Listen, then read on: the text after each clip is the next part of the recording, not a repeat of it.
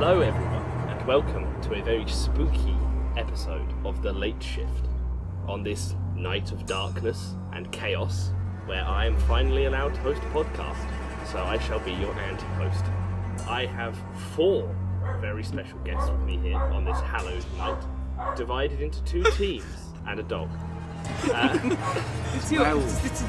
It's the Hounds of Hell. Yeah. Not invited. The Hounds of Hell are never invited. So we have Team Warlock, which is comprised of the Lost Soul and Jonah. Okay. God damn it! And we have Team Witch, which is comprised of Vladentina the Impaler. Rebecca.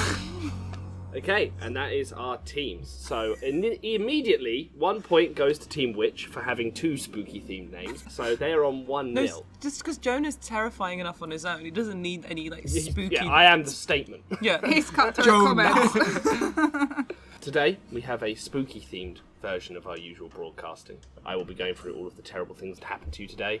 We will be doing a special version of Debatable, hosted by me. In fact, pretty much everything will be hosted by me. I'm quite totalitarian. Surprisingly. But most importantly, guys, there is a rule set in place for the teams. There's not just for set dressing, why I put you into teams, Team Witch and Team Warlock, respectively. There are rules that will gain you points and will give points to the other team. My 4 guinea pigs do not know what the rules are and will discover them as we go. And at the end, the winner gets pride, which is, of course, the deadliest of all the sins. But for now, we shall crack right on with my first segment, which is Today in Infamy.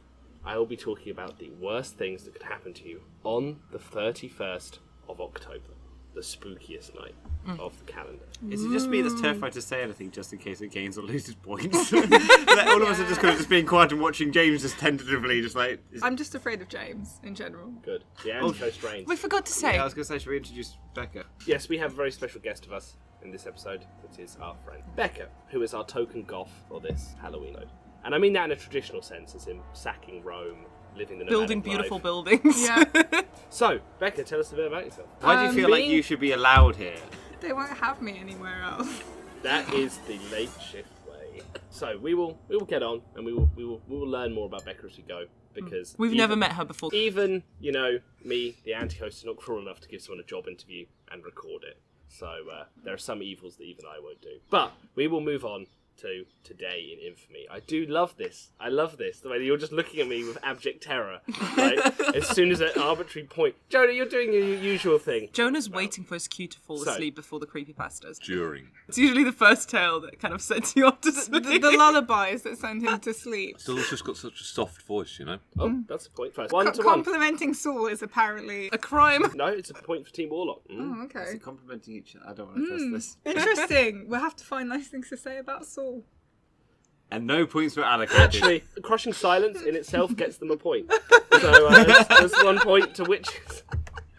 So the witches are currently on 2, and the warlocks are on 1. Yeah, at the moment you can still blame Jonah for the fact you're behind with his spooky name. So in Today in Infamy, it's a bit of a twist on Today in History, and by that I mean it's set dressing. It's different. It's the same thing, but it's terrible things that happen today. It's like chocolate balls, but then they have foil in the shape of a pumpkin. Mm-hmm. Wrapped around them, therefore making them Halloween sweets. Or it's more like, a pirate finding buried treasure and it's just chocolate coins. And he doesn't know whether to be upset or not, Yeah. because And he he's was hungry to diabetic. begin with. Yeah. He's diabetic. But his crew isn't. I was going to say, like, starving pirates on a ship just be like, oh, food! Either way, there'd still be a Yeah, treasure. but come on, they'd still want treasure more. Oh, yeah. Yeah, like... It wouldn't be like, Captain, You look what I found! You can't Although- eat treasure, Saul. I do love the Why are you idea... so happy? I do love the idea of pop culture being like, pirates like food. Mutiny. So I will be going through the worst things that could happen to you on this day that have happened throughout all of history. The first terrible fate that could befall a person on Halloween is they could... Trick-or-treaters. Awful. Yeah. I hate them so much. That's the point, Team Warlock. Children are the worst. Do you know, so up to the age of 14, my parents always said, no, you're too young to go trick-or-treating. So I never went trick-or-treating. And then when I was 14, they said, no, you're too old for trick-or-treating. And so they also didn't let me your go parents did trick-or-treating. So there was just like... I think Becca just got a point for childhood trauma. She did. There was just this strange, ambiguous year at which point I was perfectly old and young enough to go trick-or-treating, and somehow I missed it. I was going to say, it's like it's nothing special. It's like asking strangers for sweets on a specific day And that's really it. It's Why just- do you think that's actually really bad? Because the rest of the year you're told Not don't, to take don't food do from that strangers. shit. But then Yeah. on this one day, no, go forth, children, Yeah, go forth. yeah. Also- and my friend's chatting a pumpkin. What? It's the point to Team Warlock. I don't know, you just threw that out there. It was true. Pick so it didn't happen. Was it? I don't know why. Did he need to go to the toilet? That was the only receptacle Well, of available. course he needed to go to the toilet. He didn't just like wink over the bowl, did he? Okay. For people like so Halloween, right? I don't like trick or treating, but there are rules. Now the thing is, if you have Halloween decorations up, you are Asking for it, you you're suck. asking for someone to trick or treat because I think you're obviously advertising to the public that you're open for business. Yeah, you're open for business. So Yeah. if a kid knocks on your door and you're like, I don't have any sweets, then you get shit in your pumpkin. I thought that eggs were What a more trick. traditional. I thought it was eggs and toilet paper. The toilet paper's not meant to be like for use after besmirching the pumpkin. You don't know that. Oh, It's all it'd be tradition. even worse if you did that. You then used the toilet paper and then you TP'd the house as well. And it's Becca's house and it's aloe vera toilet paper. So she's cleaning it up. Her hands are swelling. Becca's allergic to aloe Point vera. for Team Warlocks, by the way.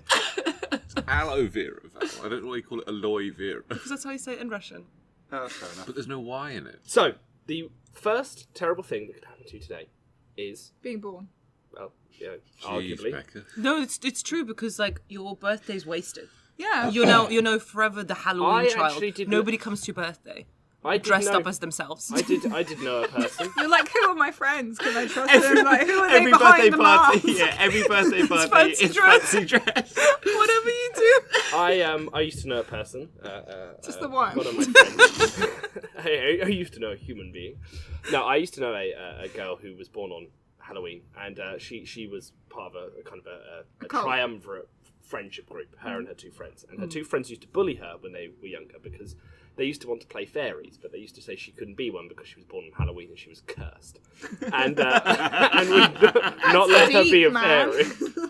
Oh my god. Sorry, James. We The keep interrupting. First thing Now he knows Terrible. how it feels. could happen to you on this day is that you could convert to Protestantism, because that happened today. Martin Luther sent his 95 Theses to Albrecht von Brandenburg, the Archbishop of Mainz, precipitating the Protestant Reformation. So the worst Isn't thing... it Mainz? Oh, there we go. Mainz. Do you want to take a Well, point edit off him that. for being a sassy little bitch? No, actually, I need to take a point off myself for mispronouncing it. Oh. But that's not the point. Wait. What's your spooky name? You never said. I'm the anti-host, James. Okay. The anti-host, James. I don't know how They well said it's he'd gonna be mark. beautiful. There's been some surveys. It's not looking too good, but Because we'll go with it. obviously Christ was average looking. Average. Christ was average looking. Cool back. The anti-host is gorgeous. Does anyone know anything about Martin Luther or Protestantism? It's German. Okay, He nailed some things to a door. he did nail some things to a door. It wasn't a gig poster. It wasn't. I wish it was. He was born in Germany, so Jonah is correct. Uh-huh. And he was basically unknown for most of the start of his life. Right? I think Like that's most most people. babies. I mean, like no, Only no. Jesus was Bambi. born famous. Bambi's pretty famous from the get-go. that's true. That's true. There's Simba. Yeah, again, as you said, Jesus being the big one. I should have gone to Jesus before I Bambi. was Well, also it thinking, depends on your priorities, really. was also Because thinking- Disney has taken my soul. who is more relatable? celebrity you know, and like... royalty's children. Oh yeah. Martin Luther, he was a monk. He essentially had a big disagreement with the Catholic Church, and it came down to one very particular issue, which was the absolution that they were granted. At the time, the Catholic Church had essentially figured out a way to racket money in. Priests would tour. They would never do that, James. The Catholic Church would never amass mass amounts of wealth. They controlled 1/5 of the land of Europe at this point, may I add. That wasn't enough. That wasn't enough. They had essentially these party boy priests who were going around granting absolution, which was where they would go to a town and you'd pay the priest and he would grant you absolution from your sins. They were selling indulgences to people. So they would go around to a town, say, I would look at you, wretched sinners, I'd be a priest, and I'd say, you give me a certain amount of money, I can, All right, Judgy McGee. Martin Luther had a big disagreement about this, and he published his 95 Theses, which had two central points: is that the Bible is Why the did he central. publish 95 then?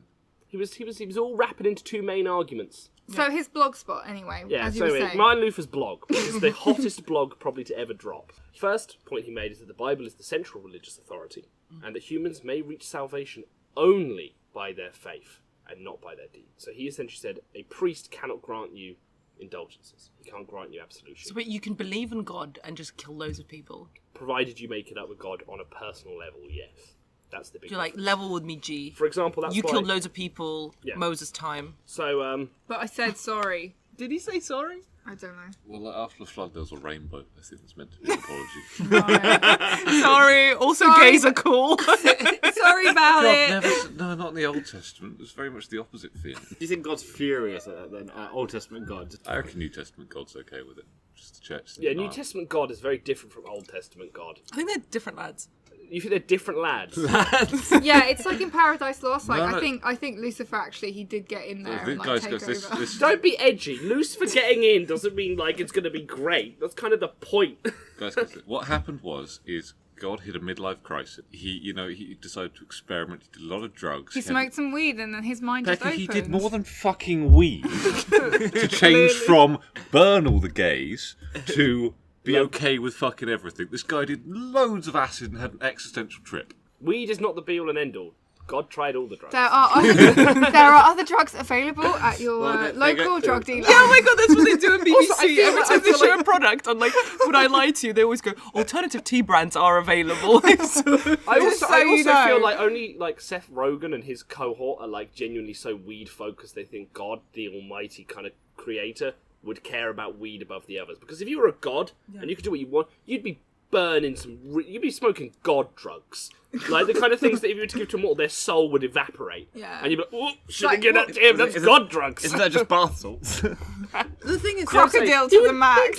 He would do weed, he'd do everything. like, crocodile is terrifying. Yeah, like he'd wake up for his hangover and looking over at some weird universe where everything goes upside down. He's like, oh, did I make that last night? Oh, I'm going to have to smite it. By the way, I think we've lost all of the listeners from those Baptist churches. Yeah, I think we have. Temple Baptist Church. Now, let's make enemies of the Catholics and talk about Martin Luther. To be fair, I've actually been to the Vatican, and my initial reaction when I went in there, Did you catch obviously, no, I didn't. Shockingly, I did not, in fact, catch fire.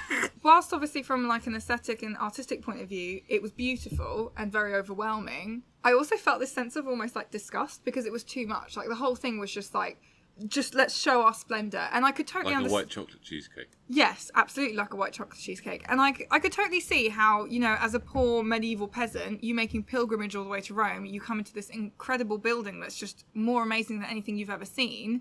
And I mean, this is coming from someone that lives in the 21st century where I've seen, like, some pretty cool shit, like, you know. Becky's just bragging. I've been to Rome. I've seen some pretty cool shit. Yeah, on 4chan. What I'm saying is, like, in the mind of a medieval peasant, that's probably the most mind-blowing thing they've ever seen. And of course, if you go in that building, it almost makes you want to be religious because it's just so Because there's fucking money splendid in and it. beautiful and just stunning. However, it also made me feel mildly disgusted because there was just so much wealth concentrated in one area, but then there were homeless people like lined up outside the door. And with Protestantism, it's just so the opposite of that, and it's just like let's live simply Yeah, and actually the abbot is the one outside the door. take care of the Let me in, it's community. my church. Yeah. I lost The homeless my have key, taken it. Squatters' rights. but it just in a way it just keep kind of saying they're made gonna me take feel some like dirt. at the moment I was in there I was like, okay, now I understand why Protestantism happened. It But- just Martin Luther actually said, because just to answer your question, 2 of the 95 theses were about God and the nature of God. Yeah. The other 93 were about slagging off the Catholic Church, basically. So you can understand why Martin Luther got in hot water. about Disrupt. this. But he essentially said, much like you, why does not the Pope, whose wealth today is greater than the wealth of the richest Crassus, build the Basilica of St. Peter with his own money rather than with the money of poor believers? That's what he said famously. because he's a greedy little bitch. Because he's got a lot of money. That's the thing. And essentially, these theses were Who was distributed. Pope at the time? I don't Was it actually on the What do you Borgias? do with that money when you have all that money as a pope? You roll around in it. Or like So- Donald Duck? Well, a lot, you maintain all your buildings and you pay your bodyguard. Scrooge Scrooge McDuck. McDuck, not Donald. Saul is like historical accuracy. Donald was in the fucking Navy. Yeah. Yeah, he was a hard worker. He fought for his country. Blue collar duck. We will not have his Why name can't besmirched. Got fucking medal. That's why everyone That's just why lets he him said- not wear trousers. that's He's why just the he- PTSD. Oh my God, Exactly, maybe- that's maybe- why he's such a scrumpy old man because of the PTSD and No. he's looking after 3 orphan children. Maybe, like, maybe Scrooge Killed their McDuck. pet. He did in a rage, in a blind red mist of PTSD. I won't go in that bar, Mickey. It's got mice in there. I'm a mouse. Yeah, but you're one of the good ones. Maybe Scrooge McDuck, it's not money, it's just all of Donald Duck's medals. Oh, well, he's They're all just medals in that room. would you not love to see an episode of Bargain Hunt where Scrooge McDuck comes in and sells Donald's war medals? And he's sitting there like, look, they just mean sentimental value to me. And they're like, it's worth 10 quid. And he's like, sell them. What on like? Sell them. Sell them. On, like, I don't cash care. He got like cash a in the purple attic. cross, Medal of Honor, like first on Omaha. Sell them. You were what on like Cash in the Attic with David Sorry, Dickinson. purple heart. Wait, you got don't get the injured. Iron Cross. He was fighting for Disney. He got the Iron Cross. That's the like 43rd Crusade. Yeah, it's like it's why he talks like that, because he's trying to pretend he's got like he can't remember things when he's on trial in Israel. Were you or were you not the commandant of?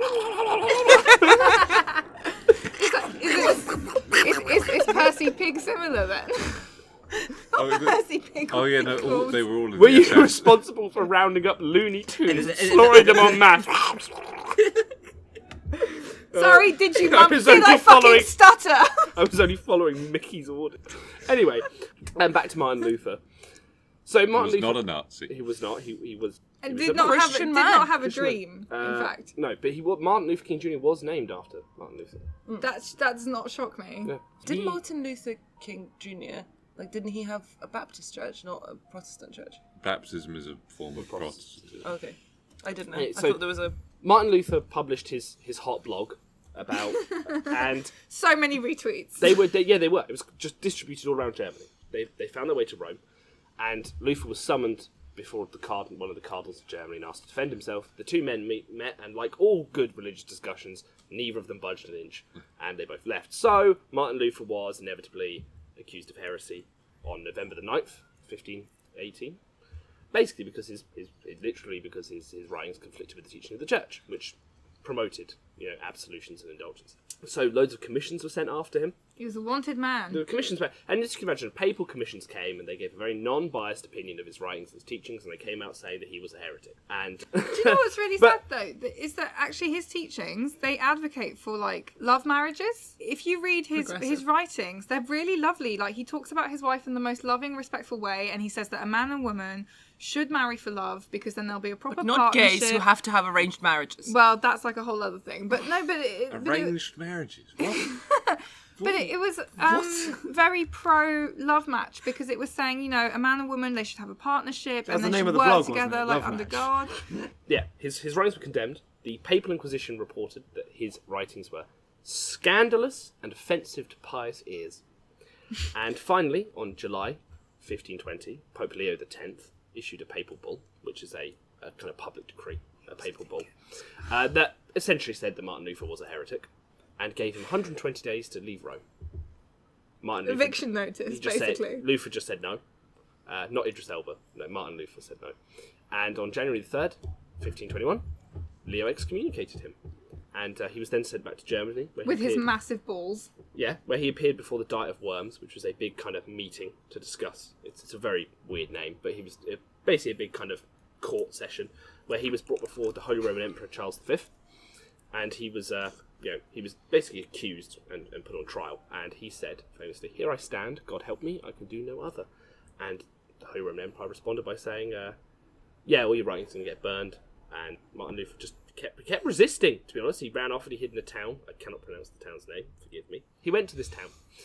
And he just gave up on the whole thing. That's the thing. He just gave up on the whole thing. He was like, they're not having any of it. He was like, over it. He was like, I'm over it, mate. And he essentially just kind of turned his efforts to translating the New Testament into German. Because, of course, Gardening, at this point, it keeping still wasn't. chickens. It wasn't in German. It was in Latin, because that's something priests used to do. They didn't translate the Bible into local languages because they could sit there on the pulpit and be like, "And then Jesus said, I get to have sex with all your wives." And they'd Until be the like, Lord "Where's he asks." say that?" And he'd just hold the book open and be like, "Right here." And they'd be like, "I can't read that." So yeah, this is the thing. The hype train didn't stop. The peasants went absolutely ballistic when they started reading about these reforms Because it's accessible. yeah, because the most important thing was they turned around, and you have to remember the entire kind of late feudal world at this point, they were built under the idea that they were in that place because they were less holy than the people above them. Yeah. That the monarchs and the kind of the aristocracy were put there by divine right and virtue and grace of God, and the priests were there because the priests were his servants and were essentially his messengers on earth and could give them, and this is the important thing, were the only line of communication between them and God. That was the big thing about priests. You couldn't say anything to God unless a priest said it for you.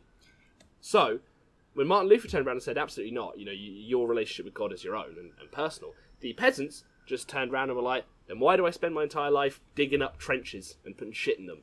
Like, when I have... And, literally just started rebelling, going mad. I did a course on medieval heresy, and the thing that came out of that was that a lot of the people that were considered heretics, particularly mystics in the medieval era, they were threatening to the church because they were essentially saying, cut out the middleman. You have a relationship with God. You can have these amazing experiences with God and your relationship with God without going through the church. You can reach this enlightenment. You can develop on this relationship, and the church is redundant. And this was a time when there was a lot of conflict anyway, because the church was being looked at with a lot of suspicion by people because priests were indulging in simony, however you pronounce it. What is it? And there was a lot of corruption. It's to do with them owning land and wealth. Oh, right. And a lot of corruption, and so people were just being irked by the church and alienated by the church, and there had been all these prosecutions of people like Lollards and the Cathars and things like that. So people were, really shocked and alienated by this church that was prosecuting people that were actually just trying to find a different way to express their faith. And there were these people like mystics, like Martin Luther, being like, cut out the middleman. Do it DIY. Go to home base. Yeah. Build your own relationship with your God. own relationship with God. Yeah. We'll And show you how in think this how much stress handy that is. tutorial. And in the famous words of Michael Gove, people don't want experts anymore. No one wants no priests. The peasants just rose up, started rebelling all across Germany, and it was known as the Peasants' War. Martin Luther was not involved in this. In fact, Martin Luther went back on it, and he tried to appeal to the people and was like, look, I know what I said, but what I didn't mean was overthrow the entire medieval system. Like, bro, calm down. Actually, just go back to working in the fields for the good of everyone. Forget what Stop. I said. Yeah, I was a bit I, drunk. I will admit that I was right, but you shouldn't have taken it so I'll literally. admit that I was right. Which he did, and then but it was too late. Other leaders stepped in, stopped listening to Martin Luther, and he kind of went a bit loopy at the end. Like throughout his entire life, he had, because he was a naughty dog, written against clerical celibacy. He didn't agree with it. What's that? Not having a Martin Luther relationship. was like, I'm a priest and I would like to use it. Just saying. What, being a priest? What, with the women? Hey, lady. I'm a priest. Want to get closer to God? Well, he did certainly use it, because in 1525 he married Catherine of Bora, who was a nun. They had 5 children. So as you can imagine, a lifetime of celibacy between these two people, they really went at it. And although Luther's early writings, which had sparked the Reformation, he was hardly involved in it in his later years. It had grown beyond him. So instead, what he did was less glamorous. He turned completely kind of bonkers. He pronounced the Pope was the Antichrist. He advocated the expulsion of Jews from the empire and condoned polygamy based on the practice of the patriarchs of the Old Testament. Come on, guys. Just fucking shit up before he just leaves the mortal coil. There we go. He felt like he was going to die. He was like, clearly people buy into my bullshit. I'm just going to fuck this world up because it never accepted me. So essentially he... Some men just want to watch the world burn. The next terrible thing that could happen to you occurred in 1756, where you could get cucked by Casanova. So, does anyone know anything about Casanova? Because on this day, he escaped from prison in Venice. He was a very horny boy. He was a lot of things. Like, he's known for being, A very horny boy. a very horny boy, but he was actually loads of things. He was a spy to start off with. Really? He is the original James Bond. He used to quite literally fuck secrets out of people. I would watch that so much harder than James Bond. He was obviously a notorious womanizer. That's what he's kind of famous for now. But he was a scam artist. He was an alchemist. So he used to sell like potions. They have incredible He chemistry was with a- them. He probably used to say that to people a lot. Panties dropping. You should have started Or taking should the I point say, off for that. chastity belts being, jimmied Unlocked. open. You know what the most important thing is? He was a church cleric. He was a church cleric, Casanova. Oh my God. He also engaged in duels, he wrote satires, and he escaped from prison not once, but several times. He used Did he- sheepskin condoms. Sheepskin and Yes. catgut. Intestines that have just been tied. But you know, catguts were also used for violin Violin strings. strings, So I yeah. really love the fact that it was like so versatile. I've got a dead cat. What could I use it for? you know- Could become a violin. Could And the become a thing is, condom. he probably... Pencil sharpener. The thing is, Casanova was a violinist. All these dead cats here, are these for your condoms? I know, these are for my violins. The next room over, that's the condom. He's just got it in like a lined velvet box. He just opens it and he's like, Madame. And listeners take at your home, pick." please remember to take the cat gut out of the cat before trying to use it as a condom. At the Welcome Collection when we visited, I saw a little silk sack, and I think they used them for They did. condoms Yeah, as well. Yeah. He was an incredibly smart cookie, Casanova. So he went to university at the age of 12. At the age of 12. Did they know he was 12? Like, did they just let him in? Like, He was a spy, he had a moustache on or And something. he was Fake glasses. As soon even though as they he's didn't wearing a have big them at the trench time. coat with his mate underneath him. As soon as he left university, he started going a bit ham. So he got into gambling massively, which is a constant problem for his life. And women were another constant problem for his life. Like, he was just obsessed. And gambling with women. So many accounts of one of the things that made him so appealing to women was his hair. They loved his hair. It was powdered, scented, and curled. Powdered? Big three. Oh my the big God. Three used to just try. And Triple threat. I do love a man with powdered hair. so when he was a young man, he had an affair with not just a 16-year-old girl, but with her 14-year-old sister at the same time. Wait, was this when he was 12? He also wound up in bed with one of them again, and his own daughter with her. And he tried to be a church cleric, but it didn't work. I wonder because why. of all the gambling, actually. Apparently they had no problem with the womanizing, it was the gambling that really, like, stop spending our money. He became a soldier. Just natural next thing he did. And he said... Why? There's less He women just there. does so much. And he says, I bought a long sword, and with my handsome cane in hand, a trim hat These with a are all black cockade, such with my phallic hair objects. cut in side whiskers, and a long false pigtail, I set forth to impress the whole city. False That's it. pigtail. How long was he a soldier for? He found military life boring, and he somehow managed I and wonder he why. apparently somehow managed to get in yet more debt from gambling with the soldier. So he quit the I was military. gonna say, I was he like- quit the military, and he was at the age of 21. He then turned his hand to becoming a violinist. And it was here where he starts off his big career because he catches the attention of a senator. The senator became his patron. He fell in love with someone and he had his poor heart broken. To which he went on a grand tour of Italy and seduced dozens of women and became a Freemason. And he wrote a play. Finally, at 1753, he returned to Venice. That's the prelude to Casanova's life. I want to stick up for Casanova though, because he does say in his writings that actually he doesn't just fuck anyone. He really good. loves women, and he says that he's only interested in the ones that capture him with their mind and their intellect. So there is a respect there, despite the fact that he does fucks his own daughter. dig them down and then leave. Yeah, but 'cause like they don't capture him for very long, do they don't catch him for very long. But that he does. You know, he likes a woman who knows her own mind. It's of course because at that time, Jonah, women didn't have a lot of intellect because it's not in our nature to be very intelligent. Yeah. All right. you can When get he all returned to the Venice, information. unfortunately, his life caught up with him. His affairs ranged from married women to nuns to virgins. His gambling, his association with the Freemasons, they all caught up with him and he was arrested. So at 30 years old... I like you make it sound like that they're all there with Physically pitchforks. caught up with him. Yeah, they all got physically caught up with him. Like, he comes- knock on the door and he he just comes opens back it. to Like, oh Venice. shit. He's like, "Get out of my swamp." He comes back to Venice, and there's some virgins and some Freemasons with the pitchforks, like And nuns and children. And the nuns are Virgins no especially longer. ferocious, and they're just like, buddy, we got some He's like, beef. I knew I shouldn't have stayed for coffee. I should have just hit it and quit, like I always do. They finally caught up with me.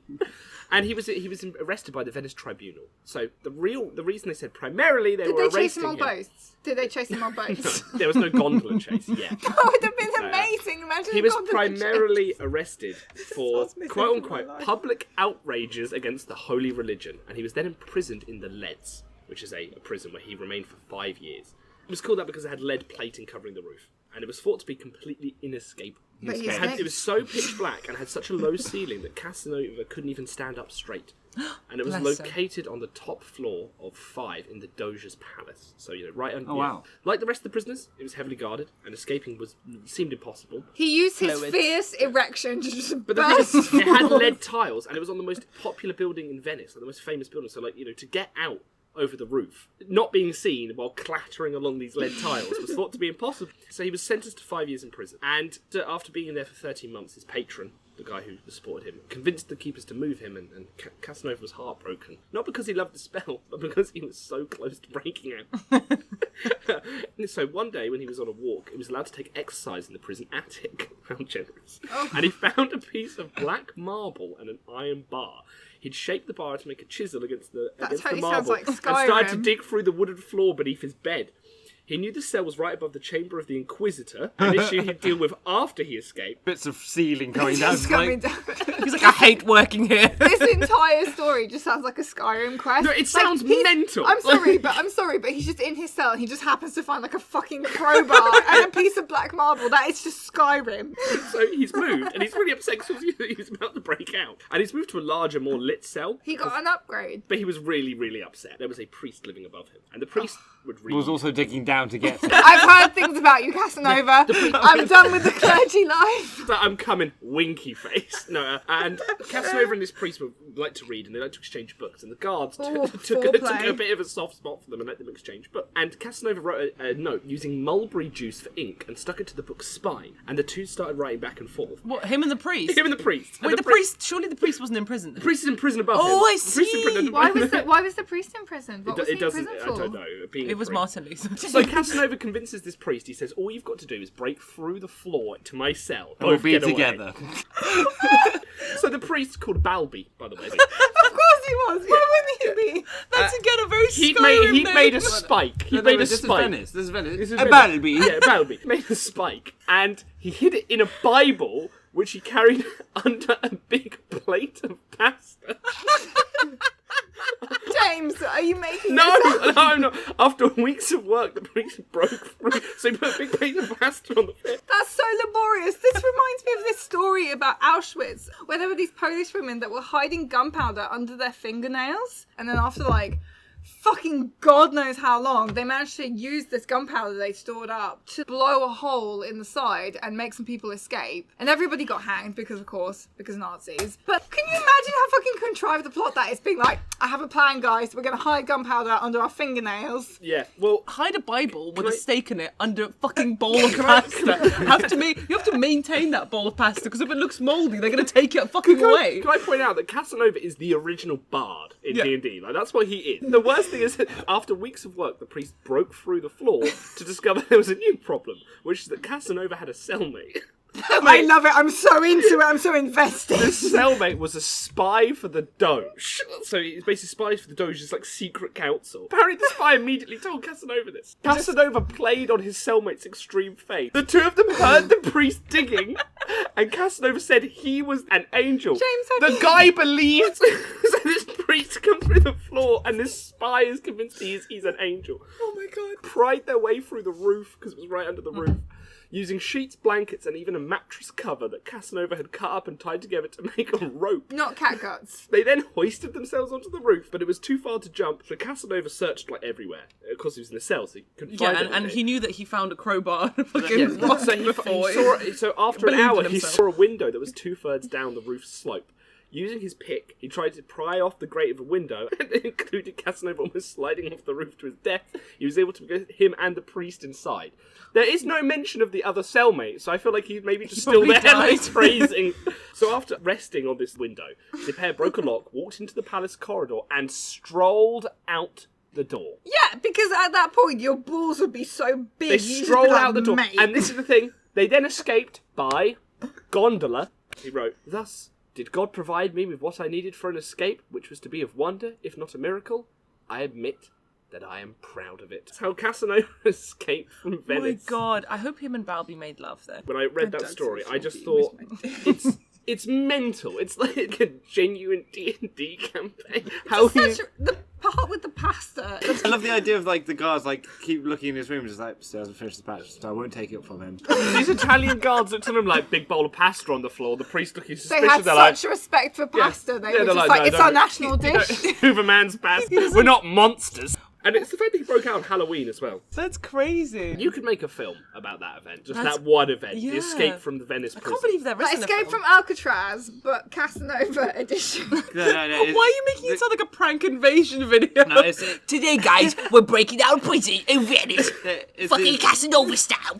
Only using some pasta and a Bible. the Chronicles of Casanova and Balby. How to get out of prison only using books and food stuff. And your own sexual charisma. I reckon he did flirt with Balby. Well, he convinced a spy that an angel was coming through the roof, and the guy bought it. This guy was not a good spy, but to be fair, I know. But to be fair, when I worked in sales, I did notice that the guys that were the most sexually confident, that would go out on the weekends pull, they were the best salesmen. And I think it's the same thing. Ultimately, sales is seduction. You're persuading someone to do something. You're enticing them to give into temptation. See, what doesn't surprise me about the spy just giving up all the information is the fact that, okay, so James, your boss turns to you, you're a spy, your boss turns to you and goes, okay, your next mission, you're a prisoner.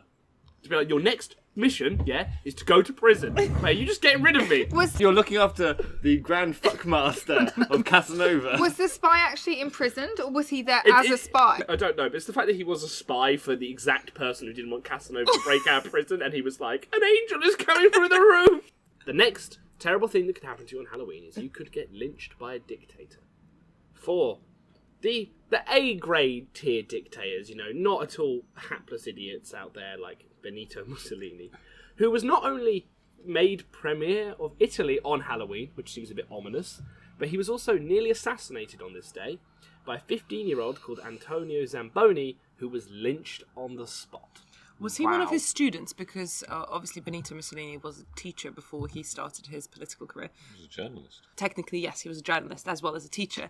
The interesting thing about his rise to power is that his paper was being funded by the Russians because they were very keen on a change of power in Italy because it was closer than, say, America. So Depends which bit of Russia you measure it from. Yeah, I suppose so. I just thought that was quite interesting if he was a student. He was like, I fucking hated you!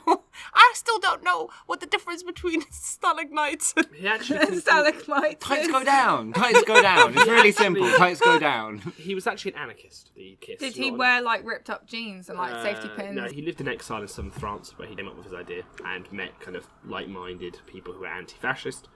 And then he tried to shoot Mussolini. No, he tried to throw a grenade at Mussolini, sorry. Was the grenade faulty? What happened? It just didn't work. I think there was a Russian to guy review in our the crowd errors. that went, Granata! They do that in COD. He held a bomb at the car and it bounced off the windshield and then didn't detonate. So, good effort. I love that he's a 15 years old boy who's living in the south of France. He hangs out with like-minded people. Are they other teenagers? I remember when I was 15 and I hung out with just, aristocrats. The grenade did detonate, but several metres away on the pavement. However, in the instant Useless. confusion, this poor boy decided to hide in a doorway. Well, like an open door. Just tied in a doorway. It's because of what Mussolini taught him about earthquakes. He said if there's ever an earthquake, you have to stand. I imagine the To be police fair, approached him. the explosion would have caused a bit of a rumble, so he was just following instructions. No. So the police approach him, and he's there in the doorway, covering his eyes, saying, "If I don't see you, you don't see But me." you know what? The police, surprisingly enough, caught up with him. Well, I don't think he was caught running. up, like yeah. with the door. They strolled past him, and they found him in possession of a second bomb, And a marijuana a cigarette. handgun with 6 dum-dum bullets, poisoned with acid, and he had a dagger on him, and he was lynched on the spot. Guards who punched and kicked him the whole way.